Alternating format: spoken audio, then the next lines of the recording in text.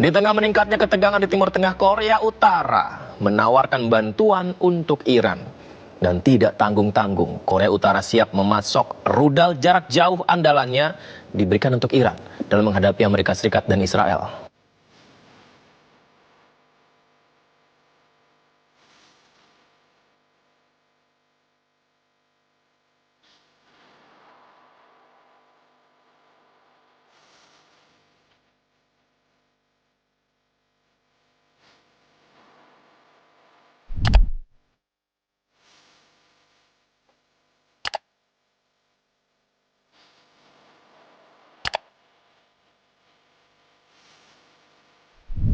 Amerika Serikat barangkali boleh dibilang sebagai salah satu negara paling sial di dunia.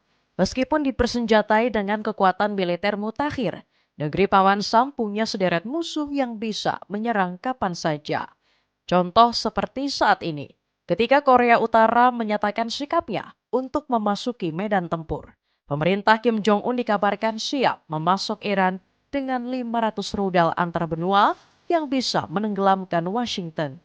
Tak cuma itu, aliansi ini juga sudah mulai menebar ancaman kepada sekutu AS, yakni Korea Selatan.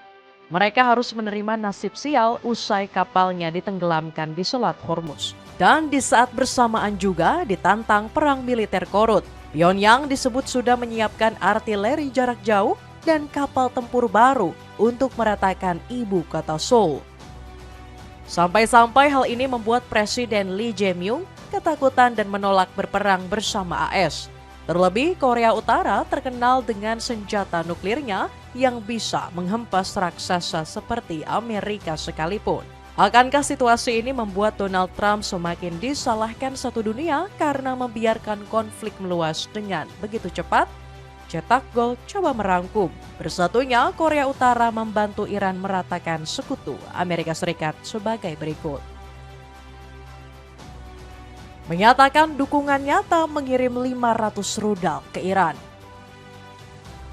Roda keberuntungan nampaknya terus menggelinding semakin jauh meninggalkan Amerika Serikat. Pasalnya dalam lanjutan perang melawan Iran, negeri Paman Sam dihadapkan dengan sebuah musibah besar. Bukan serangan biasa, melainkan ancaman masif dari Korea Utara. Rezim Pyongyang pimpinan Kim Jong-un dikabarkan siap memasok persenjataan untuk Republik Islam Iran. Tak tanggung-tanggung jumlahnya dikabarkan mencapai 500 rudal sekaligus. Melansir laporan kantor berita Korea Utara, Kim Jong-un bakal menyerahkan seluruh amunisi tersebut secara cuma-cuma jika militer Teheran mengajukan permintaan. Dari sederet rudal tersebut, beberapa yang paling mencuri perhatian adalah Hwasong-18 dan Hwasong-20. Dua misil antar benua paling besar dan paling canggih milik Korea Utara. Sebab rudal tersebut dilaporkan mampu menjangkau target hingga 15.000 km. Dengan kata lain, Hwasong-18 dan 20 bisa digunakan Iran untuk menyerang Amerika Serikat yang jaraknya cuma 11.000 km dari ibu kota Teheran yang tidak kalah sakti. Keduanya menggunakan bahan bakar padat sehingga bisa disimpan dan dipindahkan dalam kondisi siap luncur. Hal ini membuatnya begitu sulit dideteksi dan dihancurkan pihak musuh sebelum peluncuran. Tambahan amunisi ini jelas bakal semakin menyulitkan Amerika Serikat untuk mengalahkan Iran. Pasalnya kekuatan Iran saat ini saja dikabarkan berhasil direstorasi hingga mendekati 100%. Menurut laporan NBC News, negeri para mula terus menggali rudal dan amunisi yang terkubur di bawah tanah akibat serangan Israel dan Amerika Serikat. Bahkan dengan kerusakan militer 82% yang diklaim Donald Trump, Iran berhasil membuka kembali akses ke sistem peluncuran rudal serta memposisikan ulang aset-asetnya untuk pertempuran di masa depan. Sampai-sampai gerak cepat Teheran turut mengagetkan Badan Intelijen AS atau CIA. Dalam laporannya, CIA sudah memperingatkan pemerintah Trump bahwa Teheran masih memiliki setidaknya 70% pasokan rudal. Dengan hitungan kasar, CIA memprediksi kemampuan Iran yang masih bisa bertempur melawan Amerika selama 3 hingga 4 bulan ke depan menggunakan kekuatan penuh. Bayangkan, bakal seberingas apa kekuatan Iran yang sudah berhasil dibangkitkan jika masih ditambah pasukan rudal dari Korea Utara. Kehancuran Amerika Serikat mungkin bakal menjadi suatu keniscayaan yang tak dapat dicegah oleh peralatan militer canggih milik Pentagon. Terlebih sokongan Korea Utara kepada Iran sejatinya bukanlah barang baru. Kita pernah disuguhkan kerjasama dua negara tersebut saat perang Iran melawan AS dan Israel.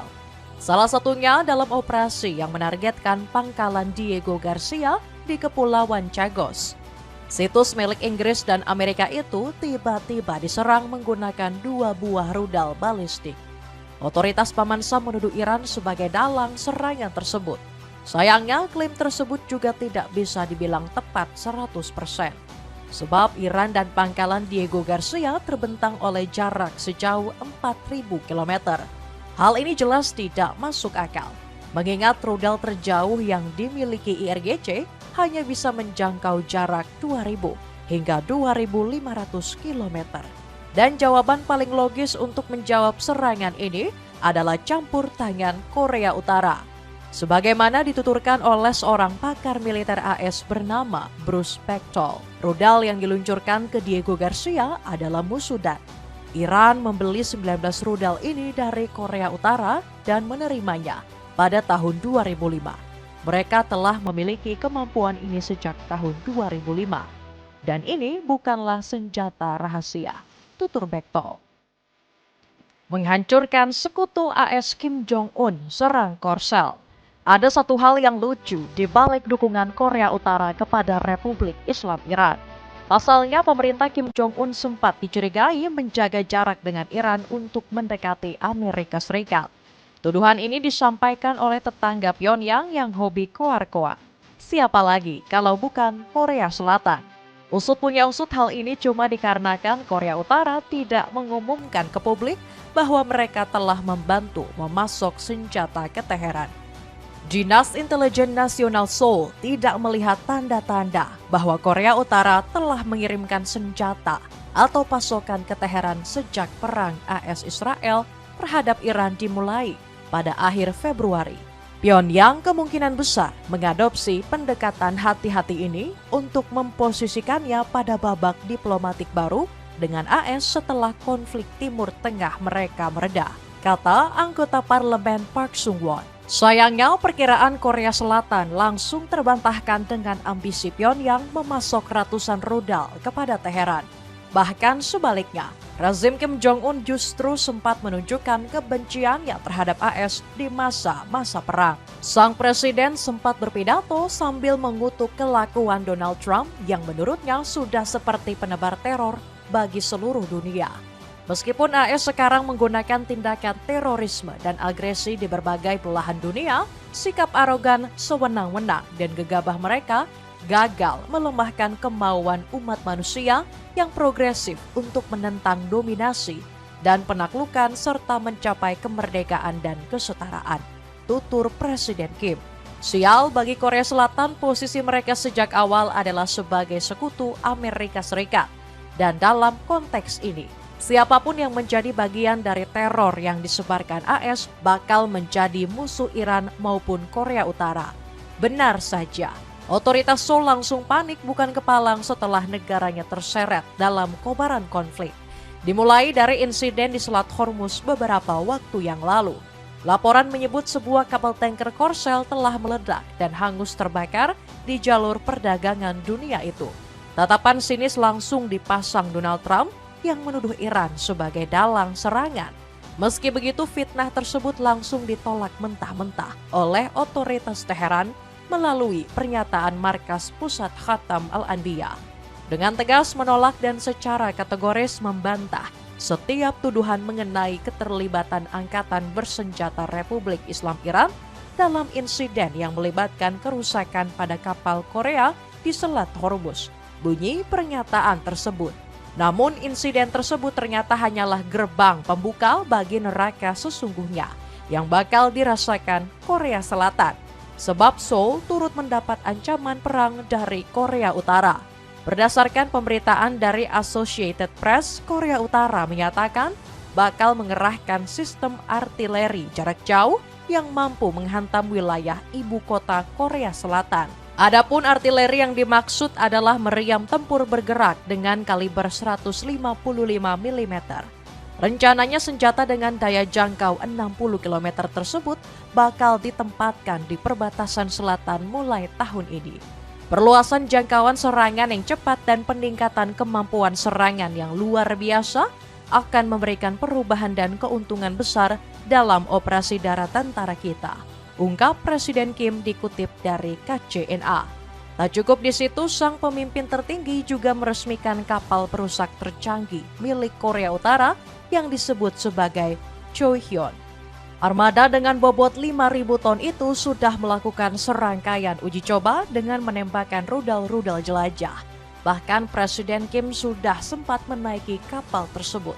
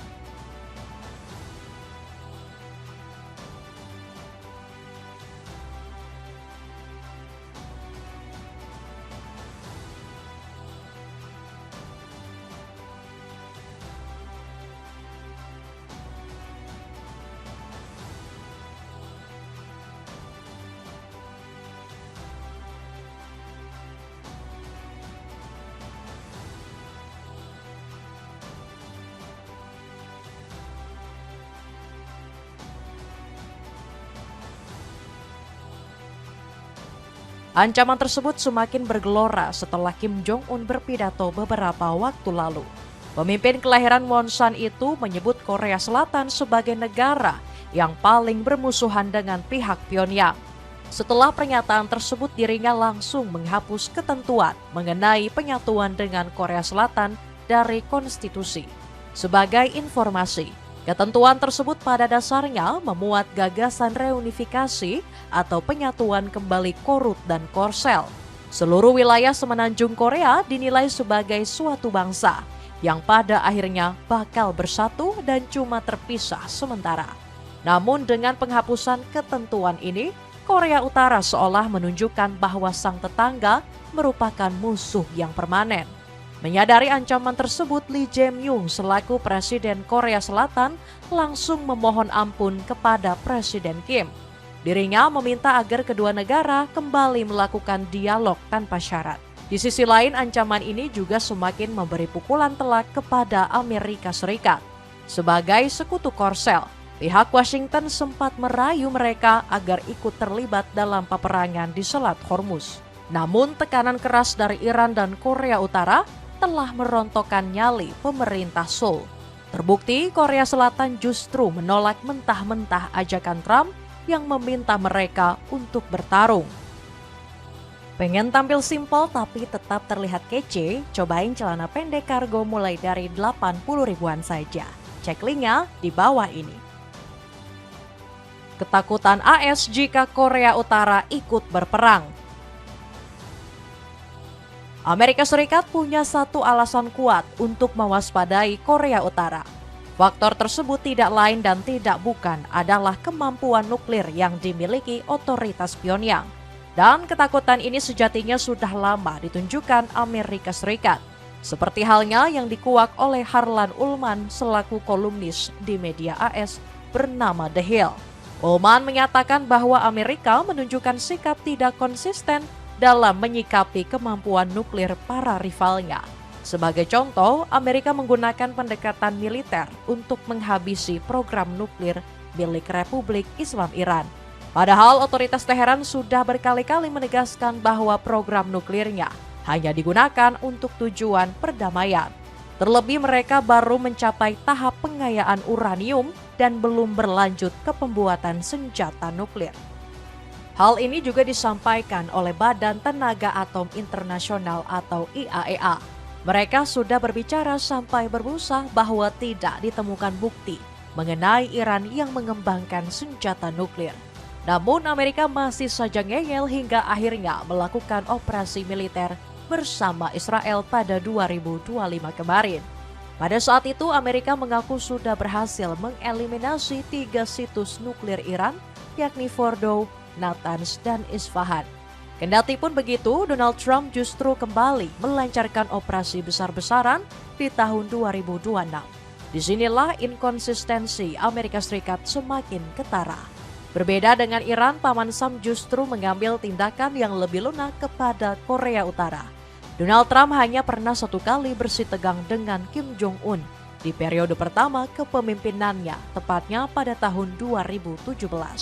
Namun itu pun hanya berakhir dengan diplomasi dan pertemuan tanpa melahirkan peperangan sama sekali. Hal ini jelas terasa janggal mengingat Korea Utara jauh lebih maju dalam pengembangan senjata nuklir jika dibandingkan dengan Iran. Meski begitu, Amerika justru seolah membiarkan Pyongyang mempertahankan amunisi nuklirnya. Sampai di sini rasanya ketakutan Amerika terhadap nuklir korut sudah cukup bisa digambarkan. Namun hal ini sejatinya tidak cukup mengherankan jika kita mengingat kembali apa yang terjadi dalam perang kemarin. Jika melawan Iran yang belum membuat senjata nuklir saja sudah keteteran, entah bagaimana jadinya nasib Amerika apabila dihadapkan dengan raksasa nuklir macam Korea Utara. Pengen sepatu sneakers keluaran terbaru tapi budget kamu pas-pasan? Cobain deh sepatu serbaguna dari brand Hertz, cuma 100 ribuan aja. Cek linknya di bawah ini. Itulah ulasan bersatunya Korea Utara membantu Iran meratakan sekutu Amerika Serikat. Bagaimanakah pendapatmu? Apakah Amerika Serikat bakal semakin tak berdaya dihantam aliansi duo raksasa nuklir tersebut? Coba tulis pendapatmu di kolom komentar di bawah ini.